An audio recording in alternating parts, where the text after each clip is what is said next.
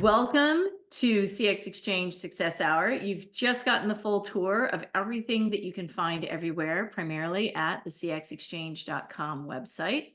And now I want to share my screen so you can see what our topic is today. It is building a customer revenue pipeline, which I'm super excited about. This topic is part of our series where we've been talking about how sales and post sales, how they're connected, and some of the skills that you're using in sales, how they apply, and how they're similar and how they're different when you're using them in post sales. So this is another exciting session along that series. LeeRon Yahalomi, I've known for gosh, I think over a year now, and fell in love with her as soon as I met her. She is someone who is near and dear to me, not only because she believes in customer-led growth and the power of that, which is how we met through that advisory group, but also she's a former salesperson as I am, and now lives and breathes and loves CS as I do. And yeah, just a few other things. You based up in Seattle and lots of fun things. So other than those fun facts, LeeRon, tell us a little bit about yourself so others can know and love you as I do. Aw, thanks, Jan. And hello to those who I have not met, but I kind of find to see some familiar faces and names. So if we haven't met, it is my privilege and honor to take part in meeting you all today. As Jen mentioned, I actually started my career in education, believe it or not. I'm a former teacher, school principal, and district administrator who gave up on trying to change the world via education, decided that it meant I had to be a politician, and I am terrible at that because the truth flies out of my mouth before anything else. So I resigned and found that I fell in love with startups, and I've been addicted to them for the past 16 and a half years. I am on my fourth startup at the moment. I joined pre-seed and take them all the way to acquisition, merger, IPO.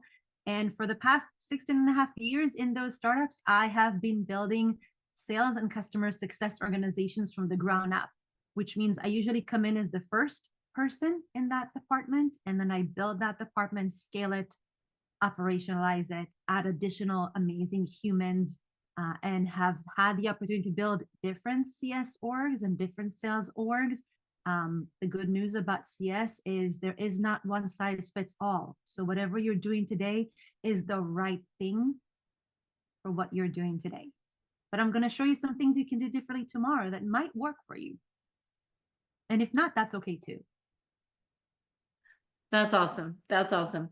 We actually, over in our Slack channel, which I forgot to share with folks before jumping in, but one of our channels is for first in CSM, CS leader. And so you might enjoy contributing to that too. LeeRon is in our community. And so, you can reach her there as well. But if you didn't already connect up with her on LinkedIn. But let's go back and dig in, because not only do we have some slides to share, we also have notes for the breakout, but what you'll see over on the resource page, there's a link to a pipeline tracker template, which LeeRon, this is what, just only a few pages of what the 50 pages you usually use, or? So Excel sheets is my love language. And if you want to talk to me, send me an Excel and I'll fall in love with you immediately. But I'm a vintage salesperson, which means I live in Excel. I live and breathe in Excel, but mostly because when I started this venture of mine in sales and CS, we didn't have tools like Salesforce and Gainsight and CRMs. All these came way after I started. And so everything started for me in CS. If we've ever met, you've heard about LeeRon's master spreadsheets. My spreadsheets contain usually between 30 and 50 different tabs. I'm giving you a sample of 6 tabs that you might need as a CS leader. And if you're ever interested in what other tabs I have, we can have another session. I'm sure we probably will. That'll be one of the first requests. So, okay, so let's go ahead and dig in. So customer revenue pipeline. Now, part of what I was thinking about, with this topic is one thing that is absolutely remarkable. If you ever sit in on sort of a pipeline meeting or discussions around, kind of marketing and sales pipelines.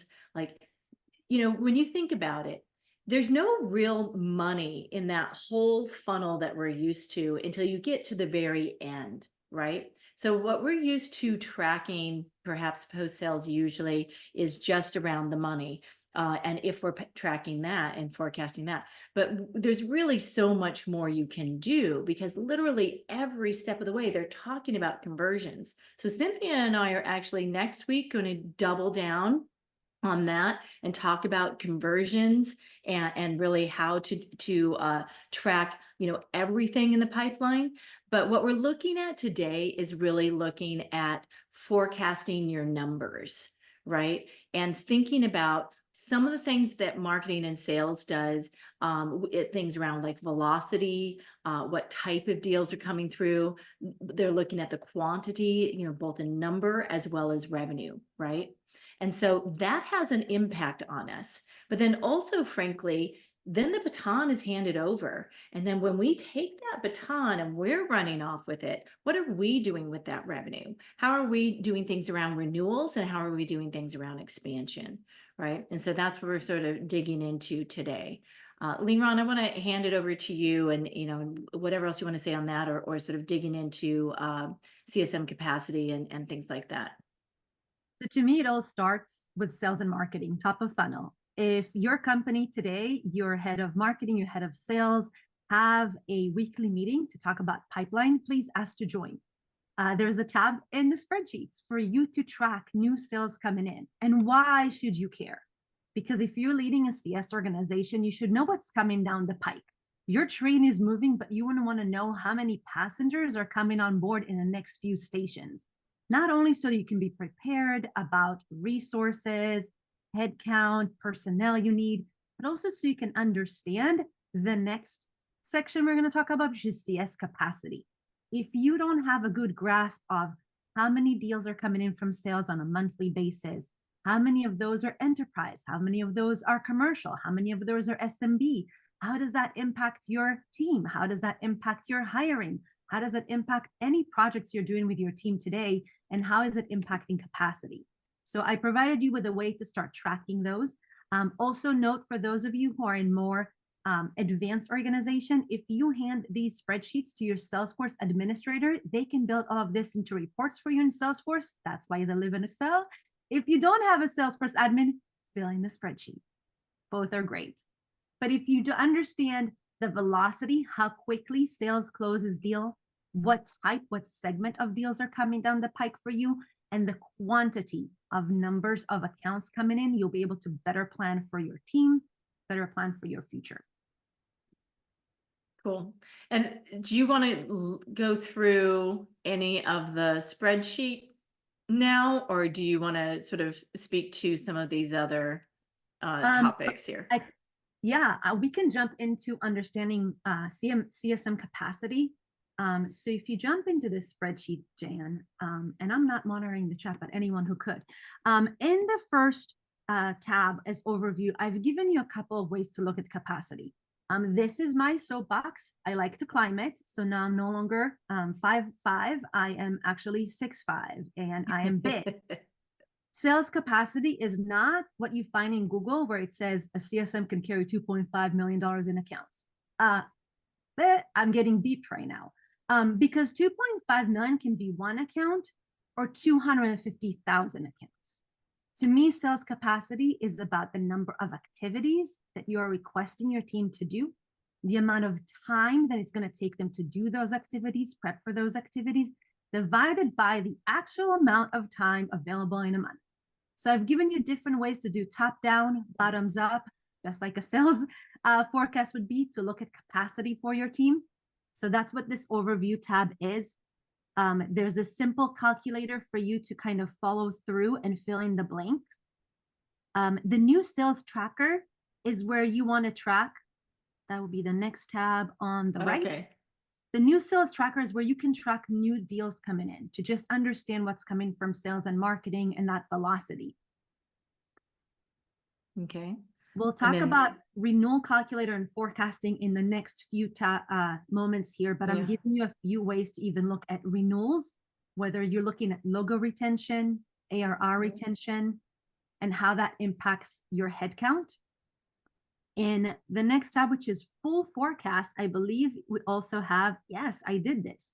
I'm also including formulas that are embedded in here. Jen did a great job just highlighting those. So if you see a dark black, don't touch that cell. It's doing math for you. Touch all the other white cells and it will magically do math for you. But your ability to look at forecast where your renewals are today, where your churn is today, and do you have enough people on your team? Where do you have capacity to add more accounts? Who's next to take accounts? How are you thinking about getting those across the team? And adoption optimization was an area that Jen was really asking me about, is how do you take what people consider account health versus how often your CSMs are renewing accounts to actually do a very accurate forecast. So we can talk more about those as we go, but I wanted to give you an overview of how to think about those different aspects that as a CS leader, you should have a good understanding of and be able to use data to state your needs, have conversations about your budgets, about your capacity and where you're at. Okay. So then speaking to that, then if you're managing to GRR and you're talking about how that's relationship to capacity and account adoption and the optimization score, how does that relate to kind of what we're seeing in here? Great. So this is a spreadsheet that I use just to kind of have a more broad look. For me to have conversation with whoever I'm reporting into, whether it's your chief revenue officer, a chief customer officer, CEO, CFO, etc. You want to make sure that you understand the habits and historicals of how accounts in your book of business for your company have historically been renewing. Enterprise accounts tend to renew at a different rate than commercials or SMB, which are your small accounts. You also often will hear from your leadership that certain accounts in certain segments maybe matter more. So you want to pay attention to those. And I just want to mention the link to these to this is in the resource slide of the slides. And so if you haven't downloaded that, you may want to, just if you want to follow along. If you want to follow along at home. Is this making sense to folks? Like what sort of questions come up as you're sort of thinking about how to turn sort of, the adoption and health into a number that then helps you to do projections, right? I mean, that's kind of what LeeRon is setting up here. So when you look at, say, if their health, is at 80% versus 30%, then when she's doing sort of a renewal forecast, she's also putting that kind of information in best case and worst case and at risk, right? Is that part of how you're using this? Yes.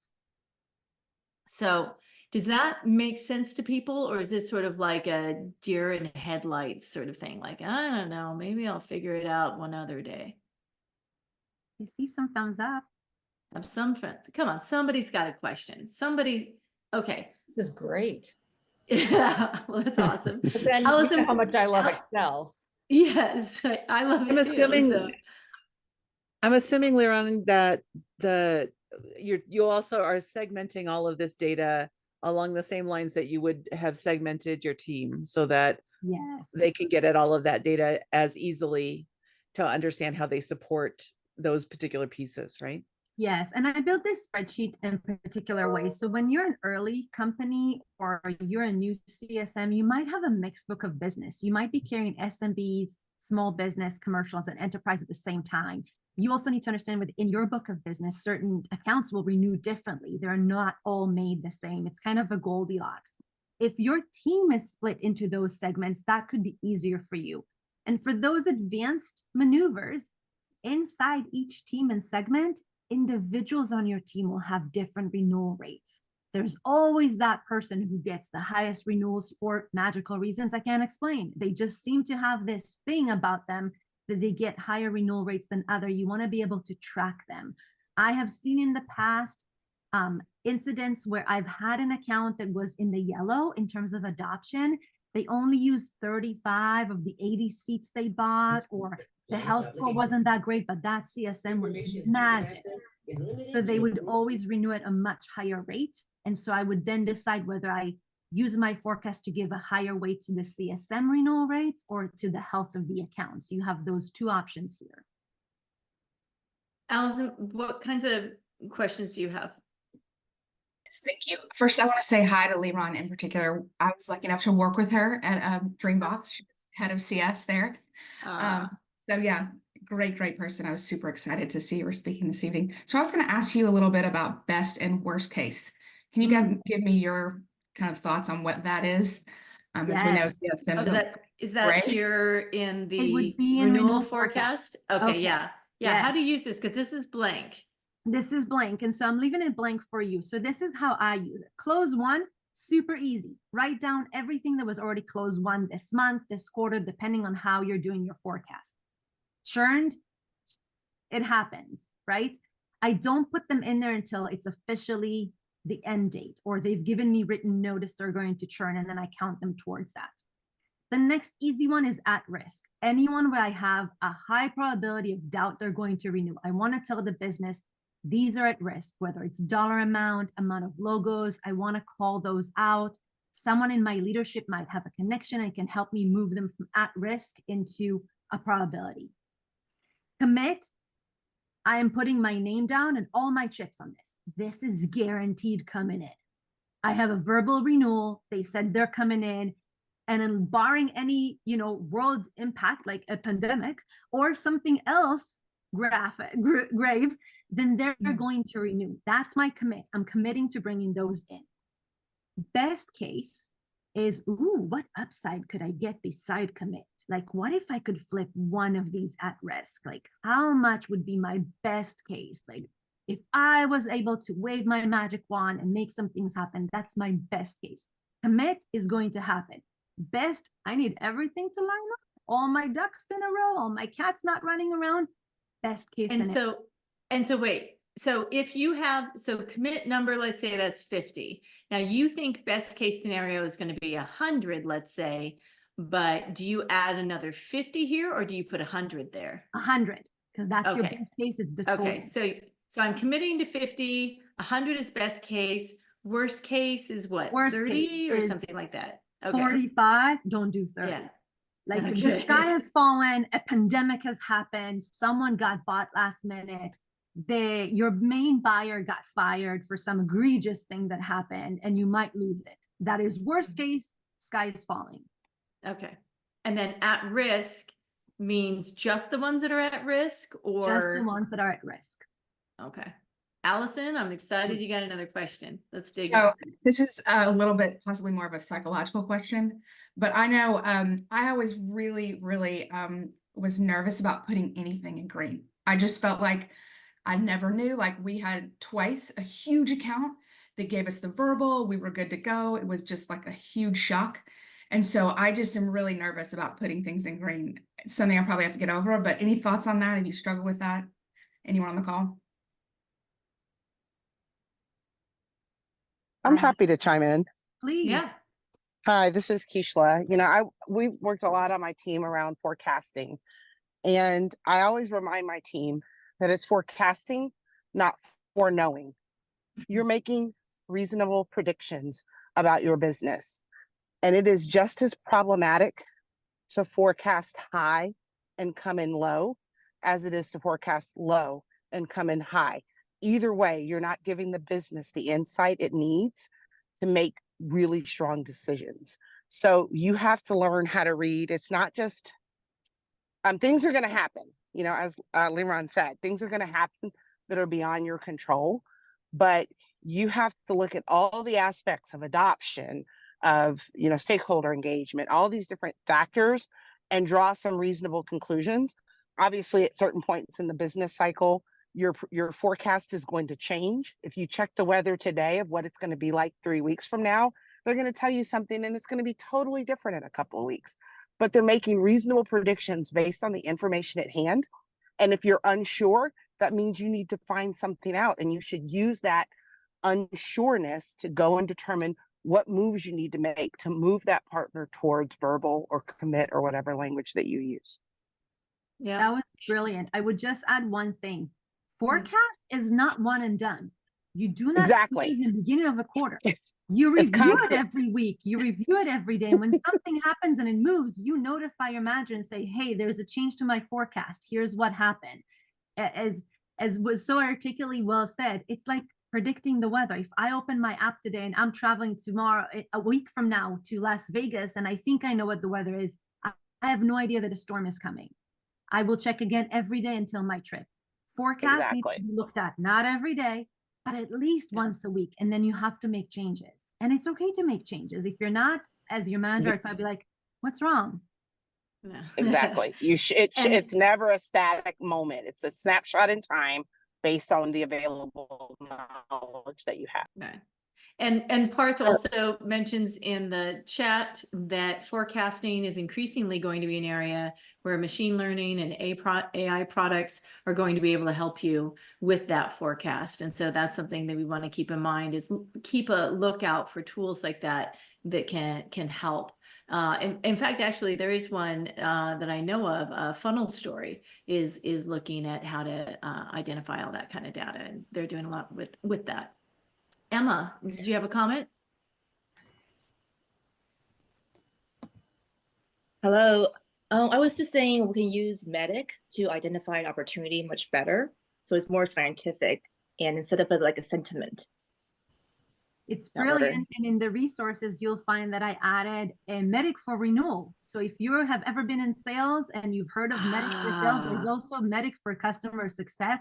I didn't create it, but all the questions. Elizabeth Italiano, I was talking to her just the other day. She's got some great content. Brilliant. It's Yeah. brilliant. It's going to become your next great tool. That's a great post to add. Thanks. Nice. Perul. Okay, well, one thing you did kind of read my mind. I didn't see the slide, so I didn't see that on the slide because I was curious about this. I just learned that in my last sales team. I'm kind of curious. So, you mentioned something that's, I think, very common, right? Is that the variability of CSMs with different segments of customers, and you have like, one CSM with whatever, call it 100 customers, and another CSM with. Did I lose audio? I'm sorry, you guys. No, you're good. No, we can hear you. Okay, I'm good. All right, sorry, it sounded funny.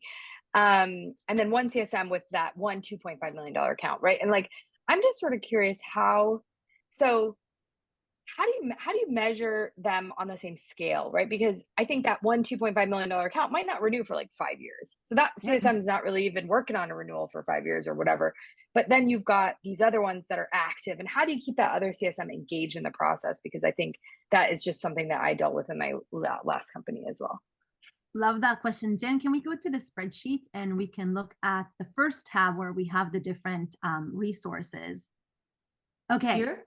Yes. So a couple of ways to do this, Perul. If you look at the second one, I actually mapped out our entire, this is a snapshot. It's not my entire customer journey. But as a sales leader, map out every activity that happens in your team during the sales, during the customer success journey. For each one, you want to write down how often they happen. How long is that meeting and how long do you need to prep for it? So if I have a customer success manager that carries one account for 2.5 million, and they have the same amount of activities as someone who carries 10 accounts, they're equal to me. But if I have a CSM with 2.5 million of an account, and they only have 15 hours a week worth of activities compared to the rest of the team at 45, I'm going to make some changes and give you some accounts. Now, I do this in collaboration with my team. I usually give them the spreadsheets to fill in their hours, and I do the same to see where we match and where we mismatch. I often find that in my head, it should take you 15 minutes to do this. And they're like, yeah, LeeRon, no, it takes 45. We'll meet somewhere in the middle at 35 minutes because it shouldn't take 45 and maybe I'm just Speedy Gonzalez at 15. But we try to gauge how long that takes. So for me, it's activities. I take the amount of hours per day you need to be customer facing, internal meetings divided by how many hours are available in a month. And that's the equation of how many accounts you're going to have. And then thinking about what outcomes they should be working towards for any of these accounts. is then how you either keep them engaged or incentivized and compensated as well. So you want to match to what they're doing if they're doing enterprise versus if they're doing something, maybe a digital CSM is doing completely different activities. So thinking about how to create that map back. Meg, let's go to you, and then we're just gonna have to finish up the slide and take everybody out to breakout groups. I was just going to say, I spent 15 years in sales, and one of the tricks that you can do to get around feeling uncomfortable about certain forecasts is actually include a column that just says your confidence level with your number. So if you're really, gosh, I haven't talked to the customer in 3 weeks and I really need to get in touch with them, but they've been on vacation or whatever, and I think this is where the sentiment and where we are with risk, but I really need to check, you can put a percentage in there, and that actually should help with that MEDDIC rating as well. Just a thought. That's all I was Oh, gonna that's say. great. Yeah. That's great. Awesome.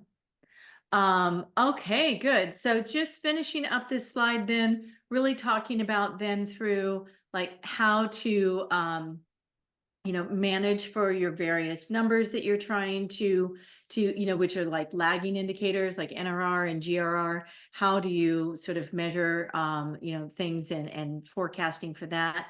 The other thing I think, besides the stretch goals and thinking about your customer base and board stories, also LeeRon, you were talking too about working 2 quarters ahead. Do you want to say anything else about that? And Allison, because she works on my team, probably goes, what? She never says 2, she says 4. True. I'm being nice. You need to work 4 quarters ahead in CS. As a CS leader, you should know where your year is at all times. So if a leader on your executive team or a board member asks you, where will you be in Q3? You should have a good hunch of that. That is your book of business and your responsibility. If you're on my CS team, I drill into you. I don't care what happens right now. This quarter is done. It already happened. It's in the past. It's a bank statement. You should be working next quarter and the one after that, because those are the 2 you can actually impact. If something is at risk today, but it's supposed to renew on March 30th, it takes a Hail Mary, and I hear those don't happen a lot. You should be working next quarter and the following quarter, because if there are things that are at risk next quarter and the following quarter, you actually can take action, be proactive, and switch and change that. I care less about your current quarter forecast than what about you're doing about out 2 quarters that you have. Show me that you're proactively reaching out, you're helping me manage the risk for the business, helping me understand where we could make a change, where do we have enough time to turn things around. So if someone said, oh, we had a great kickoff and then they disappeared and there was no renewal, yes. But if you're working 2 quarters ahead, we might have been able to jump in right at that kickoff when things started going and pick them back up.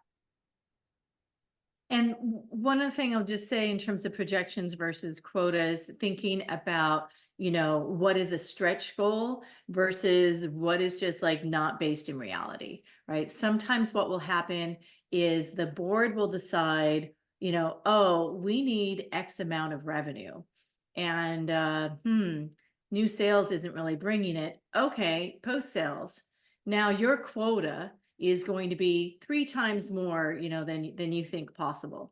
And if you have the numbers, and if you have, if you've kind of shown that you've done the work, then you can come with, these numbers to them and say, hey, so this is how I've gotten to my numbers. Tell me, how did you get to yours? And if it's just like, well, we just want that money in our budget, and it's like, how are we going to get there? Let's work on this together, and see if it's going to be doable or if they need to adjust their numbers and the way they're thinking about it, right? This is what Jen and I bonded over. Someone asked, I just got a big number from my leadership. What do I do? And I said, great. Do you have historical about how your team has done? You take those numbers, say, here's where I'm at. Here's where you at. Help me understand the gap. How do we get from point A to point Z? I'm committed to doing this. What resources do I get in order for me to help get there? My team and I really want to get there, but what do we need to do differently in order to get to those results? All right. Awesome. So let's prepare for the breakout groups. And if you want to just take a look at the breakout questions, make certain you have the breakout notes so you can keep notes while we're in the groups. And we'll go away for 18 minutes because I forgot to keep us on time. And but anyway, and just, lightning round of intros. I know we have some new folks, but just you can all connect in the community and throughout the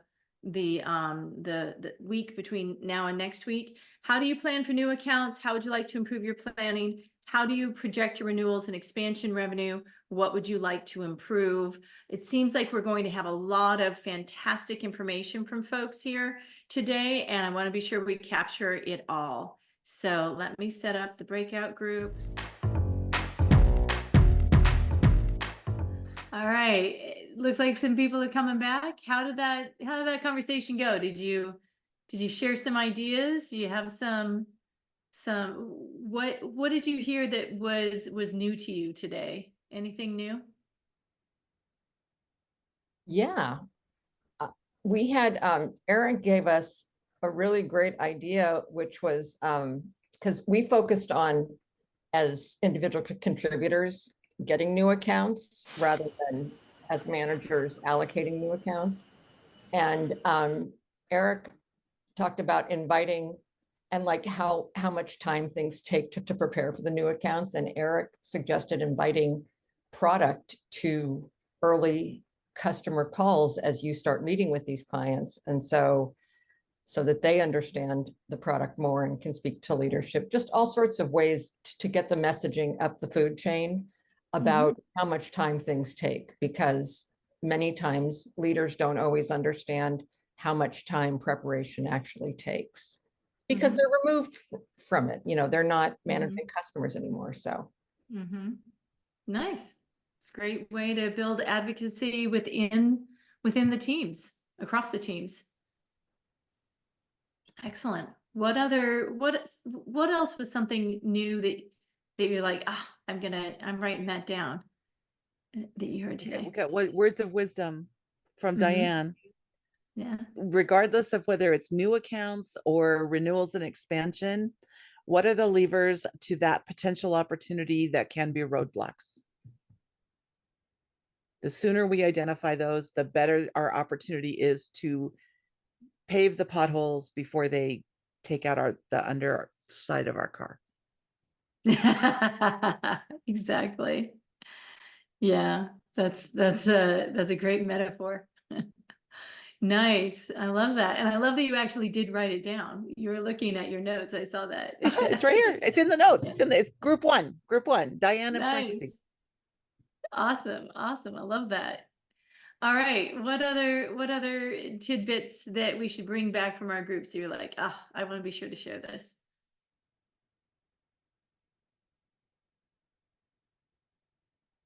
I can chime in on our group. This not new, but I think directly like useful from the session today is, we had a discussion about like having CSM ratios being off and having maybe too many accounts to support and actually too much to do, but how you could actually use like the spreadsheet data and calculate actual time and share that with your manager, because they might, as somebody just said, they might not have that lens and maybe they aren't quantifying in the same way that you take. And so if you're in this case, there were like several 80 EBRs to be done in a year. So yeah, that's like quite a bit of EBRs. That was just an example of, you could definitely do some math on that and maybe advocate better. So I thought that was good.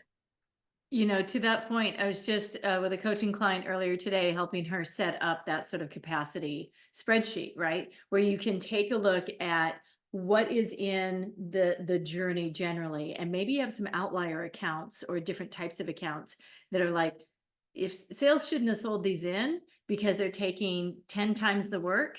And so then like you show like the additional steps and things and how much time that is, right? So then you kind of show like, look, if we have any more new accounts like this, we will need to increase our CSM ratio, in this way. Whereas if we have accounts like this, you know, this is, you can send me more customers. In fact, I still have capacity, right? And whenever you put it into data and you put it in these spreadsheets, it's a great way to really illustrate to others, you know, like, this is the impact of when you sell in that deal, right?